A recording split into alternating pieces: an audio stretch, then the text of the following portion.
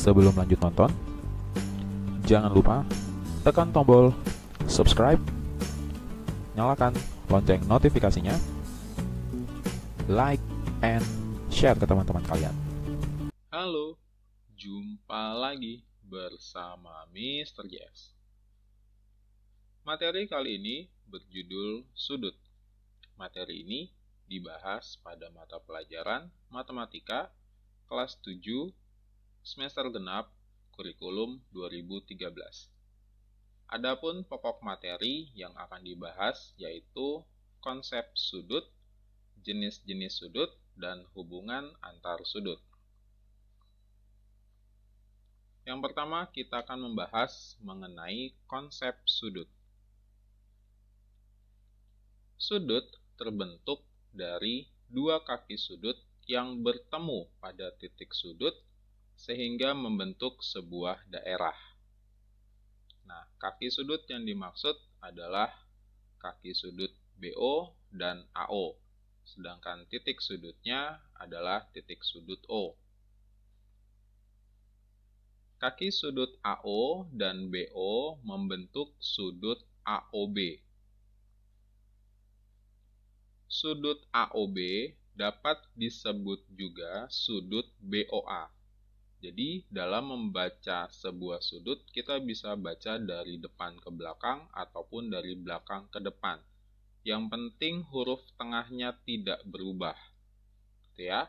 AOB dapat disebut juga BOA. Berarti huruf tengahnya adalah O, maka bisa disebut juga dengan sudut O. Jadi secara umum sudut itu menggunakan 3 huruf. Nah, ini adalah penting untuk kita ketahui di awal supaya kita bisa membaca gambar sudut dengan namanya. Daerah yang diarsir atau daerah sudut adalah daerah atau ruang yang ada di antara dua kaki sudut. Nah, jadi demikianlah konsep dari terbentuknya sudut. Yang berikutnya mengenai jenis-jenis sudut. Yang pertama ada sudut lancip. Sudut lancip adalah sudut yang memiliki besar sudut antara 0 derajat dan 90. Jadi besarnya di antara 0 sampai 90. Yang kedua, sudut siku-siku. Sudut siku-siku adalah sudut yang memiliki besar sudut 90 derajat. Yang ketiga, sudut tumpul. Sudut tumpul adalah sudut yang memiliki besar sudut antara 90 derajat dan 180 derajat. Jadi harus di atas 90 dan di bawah 180. Yang keempat, sudut lurus. Sudut lurus adalah sudut yang memiliki besar sudut 180 derajat. Dan yang kelima, sudut refleks. Sudut refleks adalah sudut yang memiliki besar sudut antara 180 derajat dan 360 derajat. Jadi kalau lebih besar dari 180 derajat tetapi masih di bawah 360 derajat, maka itu disebut dengan sudut refleks. Yang berikutnya mengenai hubungan antar sudut. Yang pertama, sudut saling berpenyiku. Dua sudut atau lebih dikatakan saling berpenyiku atau komplement jika sudut-sudutnya berjumlah 90 derajat. Mari kita perhatikan gambar yang di sebelah kiri. Di gambar terlihat bahwa sudut AOB dan sudut BOC saling berpenyiku. Artinya, jika sudut AOB ditambah sudut BOC, maka akan menghasilkan 90 derajat. Nah, sudut AOB itu bisa kita baca juga sebagai huruf R dan BOC-nya sebagai huruf S, karena di gambar tertulis seperti itu. Jadi R ditambah S sama dengan 90 derajat.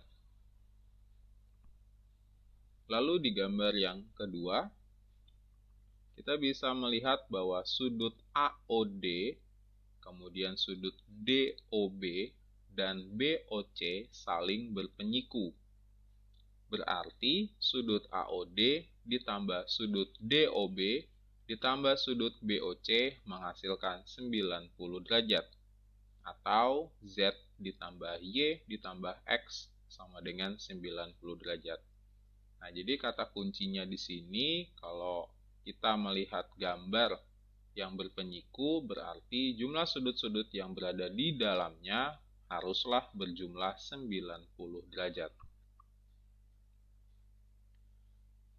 Contoh, sudut A dan B saling berpenyiku. Jika sudut A 40 derajat, maka besar sudut B adalah, kita menggunakan ilmu saling berpenyiku, berarti jumlah sudutnya haruslah 90 derajat. Oleh karena itu ditulis bahwa sudut A ditambah sudut B sama dengan 90 derajat. Kemudian sudut A-nya kita ganti dengan angka 40 derajat. 40 derajat ditambah sudut B sama dengan 90 derajat. Kemudian kita gunakan ilmu aljabar, sehingga 40 derajat pindah ke sebelah kanan menjadi negatif, sehingga sudut B sama dengan 90 derajat dikurang 40 derajat sama dengan 50 derajat. Jadi besar sudut B adalah 50 derajat. Contoh yang kedua, ada gambar dan diminta menentukan besar sudut RPQ. Nah, RPQ di sini terlihat mempunyai nilai 10x. Jadi kita harus menghitung dulu nilai x, barulah kita bisa menghitung RPQ. Karena ini gambarnya berpenyiku, maka sudut SPR ditambah sudut RPQ sama dengan 90 derajat. Yang artinya 8x ditambah 10x sama dengan 90 derajat. Kita jumlahkan karena variabelnya sama, menjadi 18x sama dengan 90 derajat. Oleh karena itu, nilai x bisa didapat dengan membagi 90 derajat dengan 18. Sehingga x-nya adalah 5 derajat. Tetapi, jangan lupa yang ditanya bukan x, tapi sudut RPQ. Sudut RPQ sama dengan 10x. Kita ganti huruf x-nya dengan 5 derajat, sehingga 10 dikali 5 derajat sama dengan 50 derajat. Jadi besar sudut RPQ adalah 50 derajat. Oke, ini adalah contoh sederhana pada materi saling berpenyiku.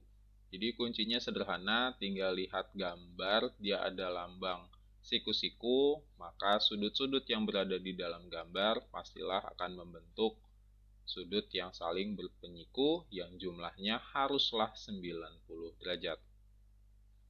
Kita lanjut yang kedua, yaitu sudut berpelurus. Dua sudut atau lebih dikatakan saling berpelurus atau suplemen jika sudut-sudutnya berjumlah 180 derajat.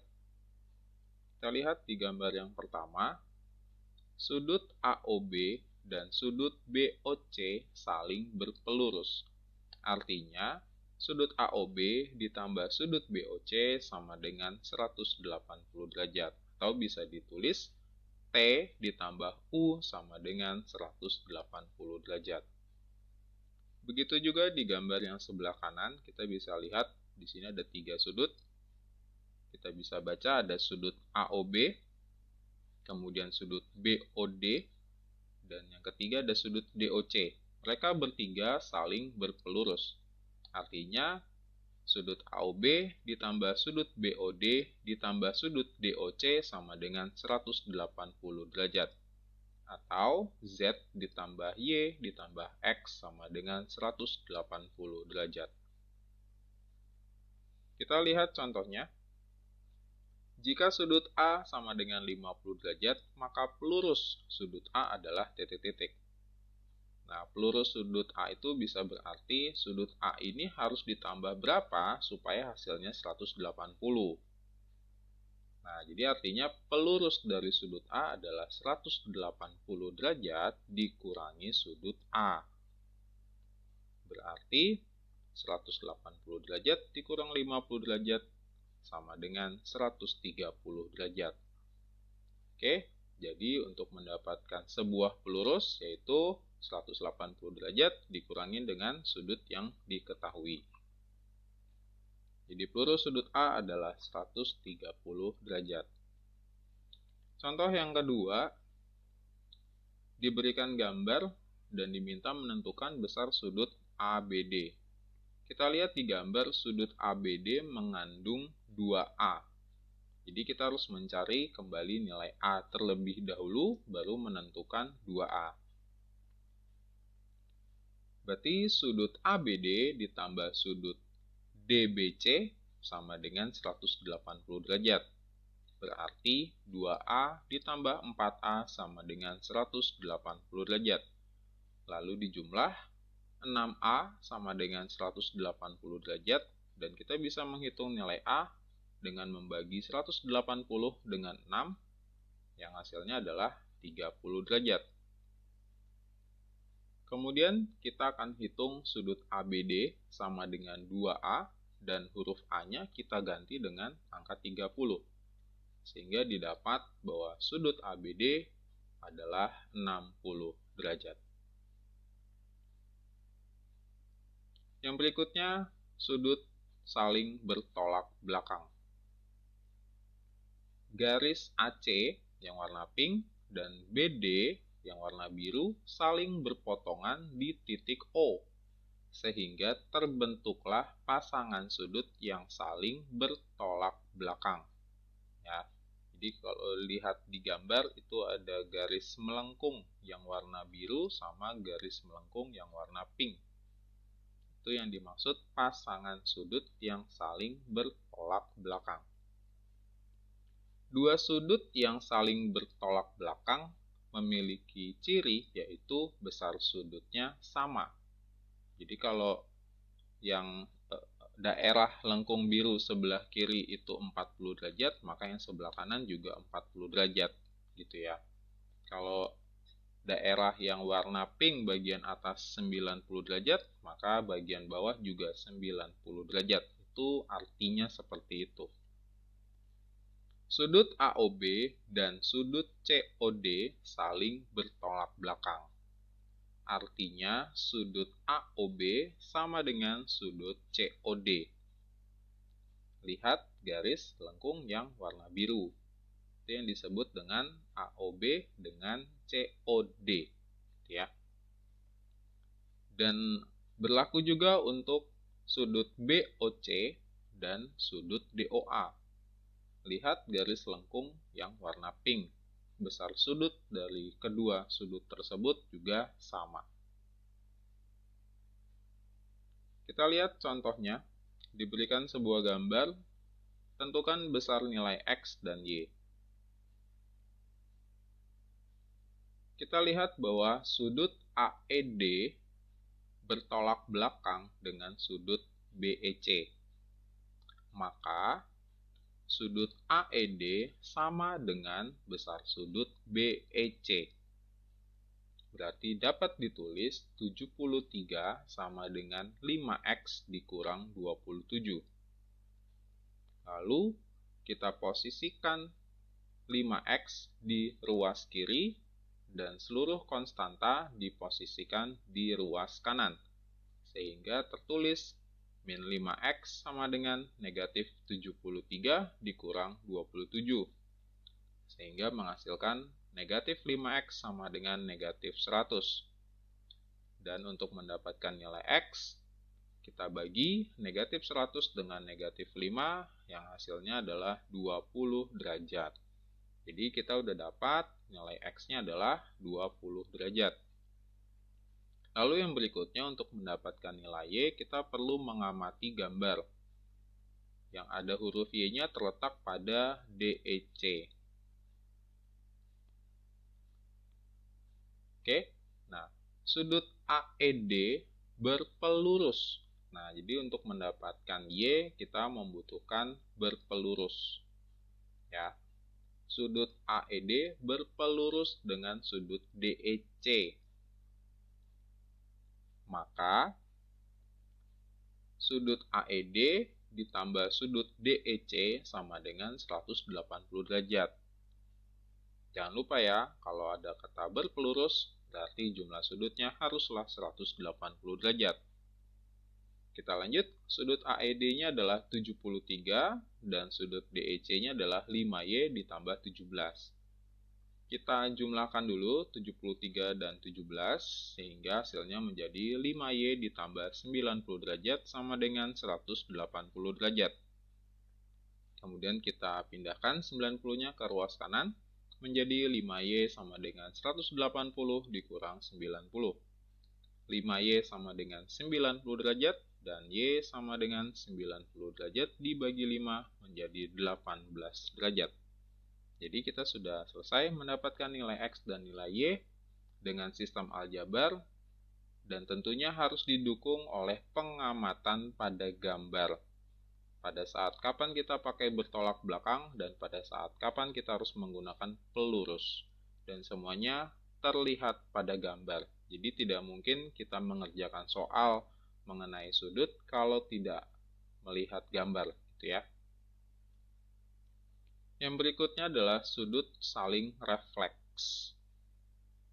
Dua sudut atau lebih dikatakan saling refleks jika sudut-sudutnya dapat membentuk satu putaran penuh atau 360 derajat. Kita bisa lihat di gambar bahwa 32 derajat ditambah 328 derajat sama dengan 360 derajat. Bisa lihat di gambar bahwa membentuk sebuah lingkaran atau satu putaran penuh. Dengan demikian dapat disimpulkan bahwa 32 derajat dan 328 derajat berarti saling refleks. Nah, jadi itu adalah cirinya. Cirinya yaitu membentuk satu putaran penuh atau total sudutnya harus 360 derajat. Kita lihat di contoh, diberikan sebuah gambar, ini merupakan sudut lancip ya, karena dia besarnya 50 derajat, diminta menentukan besar sudut refleksnya. Nah, berarti kita bisa sebut bahwa sudut refleksnya itu adalah X. Berarti 50 ditambah X sama dengan 360. Berarti X sama dengan 360 derajat dikurang 50 derajat. Yaitu 310 derajat. Contoh yang kedua, diberikan sebuah gambar. Di sini sudutnya adalah sudut tumpul dan permintaannya sama, sudut refleks, dan caranya juga sama. 130 derajat ditambah X sama dengan 360. Berarti nilai X-nya adalah 360 dikurang 130, yang hasilnya adalah 230 derajat. Mudah sekali bukan? Sebagai penutup, Mr. JS telah menyiapkan beberapa soal latihan. Selamat berlatih! Demikian penjelasan untuk materi kali ini. Semoga bermanfaat ya. Dan terima kasih untuk kalian yang sedang menonton video ini. Jangan lupa like, share, and subscribe. Sampai jumpa lagi di video belajar bareng Mr. JS.